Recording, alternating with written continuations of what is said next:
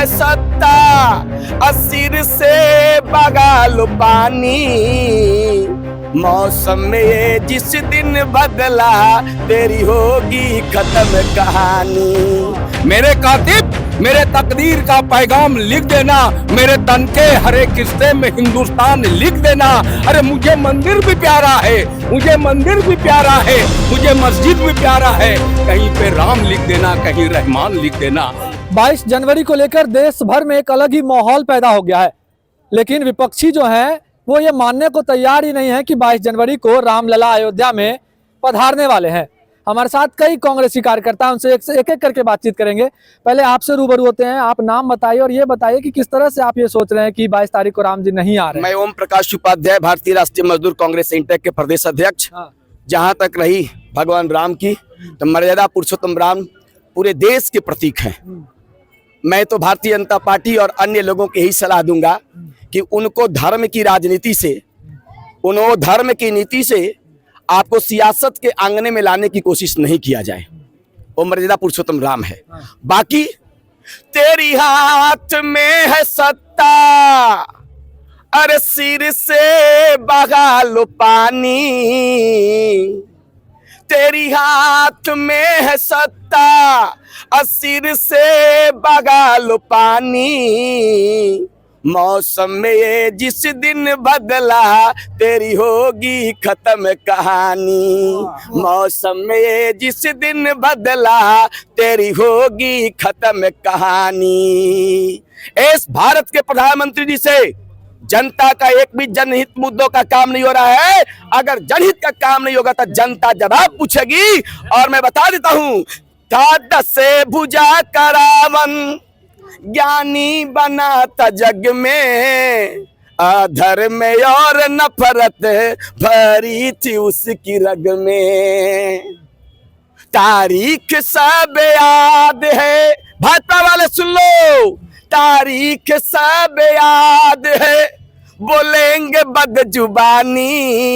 मौसम में ये जिस दिन बदला, तेरी होगी खत्म कहानी। मौसम में ये जिस दिन बदला, तेरी होगी खत्म कहानी। इसलिए सत्ता के सियासत के लिए भारतीय जनता पार्टी अपनी सत्ता की भूख को मिटाने के लिए, अपनी सत्ता की हौस को मिटाने के लिए सिर्फ राम का शरण ली है। भारतीय जनता पार्टी के लिए राम सिर्फ एक चुनावी मुद्दा, जनता का मुद्दा गायब। इसलिए मैं बार बार कहता हूं, ये नरेंद्र मोदी की सरकार ये सुट बुट लुट और झूठ की सरकार है। ये सरकार सजावटी, दिखावटी और बनावटी सरकार है। ऐसी सरकार को इस देश की जनता और कांग्रेस पार्टी आज आह्वान चला रही है और इंसाफ की डगर पर निकल गई है। और मैं 4 पंक्तियों के माध्यम से बताता हूं। अरे अपना हक हम छीन के लेंगे, छीन के लेंगे, छीन के लेंगे।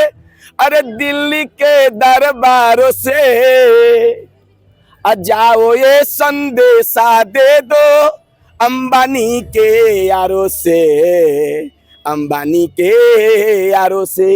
अच्छा, क्या फिर से लौटेंगे हम आप एक बार, पहले हम इनसे भी थोड़ा रूबरू हो जाते हैं। राजद के भी हैं हमारे साथ, आप नाम बताइए और ये बताइए कि आप भी नहीं मान रहे हैं क्या कि राम आ रहे हैं?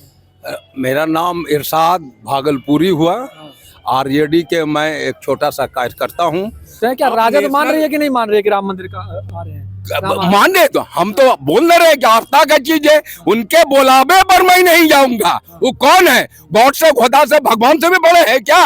राम को ये लाइन है, इनके औकात है। अरे राम के वंशज हो तुम लोग, तुम क्या लाए? तुमको इस धरती पर लाया राम ने, तो तुम्हारे बुलावे पर राम जी के वहां जाएंगे? अरे राम आस्था का चीज है, जब चाहेंगे मैं वहां जाऊंगा, लेकिन तेरे बुलावे पर और खास करके राजनीतिकरण करने नहीं दूंगा। इसलिए हम लोग महागठबंधन एकजुट होकर के ये फैसला किया है। और साथ ही साथ मोहब्बत के लिए एक पैगाम दे रहा हूं कि मेरे कातिब मेरे तकदीर का पैगाम लिख देना। मेरे कातिब मेरे तकदीर का पैगाम लिख देना, मेरे तन के हर एक हिस्से में हिंदुस्तान लिख देना। अरे मुझे मंदिर भी प्यारा है, मुझे मंदिर भी प्यारा है, मुझे मस्जिद भी प्यारा है। कहीं पे राम लिख देना, कहीं रहमान लिख देना, कहीं पे राम लिख देना। बहुत अच्छा, क्या बार बार ये मीडिया कर्मियों के द्वारा कहा जा रहा है कि राम आएंगे, कि राम आ रहे हैं। ये हम नहीं कह रहे हैं, ये हम नहीं कह रहे हैं, वो कह रहे हैं अयोध्या में राम आ रहे हैं। प्रश्न है कि राम गए कहाँ थे? राम तो सर्वव्यापी है। God is Almighty, it is everywhere. Ram कहीं गए नहीं थे और ये ऐसा मुद्दा नहीं बनाया जाए। कहिए कि राम है, राम रहेंगे और राम आज भी मौजूद है। बीजेपी वहां पर आ रही है और भी जबरिया आ रही है, जबरिया कानून के तहत आ रही है। और देश की जनता एक लाइन में बताकर कहना चाहती है, अरे 24 में छोड़ के गद्दी भागेंगे मोदी, फिर न लौट के आएंगे। ठीक है, छोड़ के गद्दी भागेंगे मोदी, फिर न लौट के आएंगे। अरे गुजरात को जाएंगे, फिर से चाय बनाएंगे। राहुल राज चलाएंगे, मोदी चाय बनाएंगे। अरे कांग्रेस के राज रहल, सुखी समाज रहल, रोजी रोजगार रहल, बूढ़ा जवान सबे आबाद रहल। अरे छोड़ के मोदी भागेंगे, छोड़ के मोदी भागेंगे गद्दी, फिर न लौट के आएंगे। अरे केतली नहीं मंगाएंगे, फिर से चाय बनाएंगे। अरे छोड़ के जोगी भागेंगे गद्दी, फिर न लौट के आएंगे। तो जाएंगे कहाँ? अरे गोरखपुर को जाएंगे, फिर से सरंगी बजाएंगे। चलिए, बहुत बढ़िया, इनसे भी पूछ लेते हैं कितना सहमत है इनसे। जब भगवान राम का जन्म उत्सव आने वाला है, चैत महीने के रामनवमी के दिन भगवान का जन्म उत्सव के रूप में हम लोग मनाते हैं, उस दिन विधि विधान पूर्वक भगवान राम का स्थापना करना चाहिए था। बीच चुनाव में 22 तारीख को, जैसा शंकराचार्य महाराज बता रहे हैं कि मूर्ति स्थापना का कोई दिन नहीं है और मंदिर भी अर्ध निर्मित है, शिखा का दर्शन नहीं होगा लोगों को, तो ऐसे में कोई उचित नहीं है। जैसा कि शंकराचार्य कह रहे हैं, आप भी दिखा रहे हैं, आप लोगों का भी उसमें आ रहा है। कहना है कि चुनाव के लिए पहले पॉलिटिकल इवेंट के रूप में आरएसएस और बीजेपी उसको कर रही है कि उसको पॉलिटिकल फायदा हो। राम गए कहाँ थे?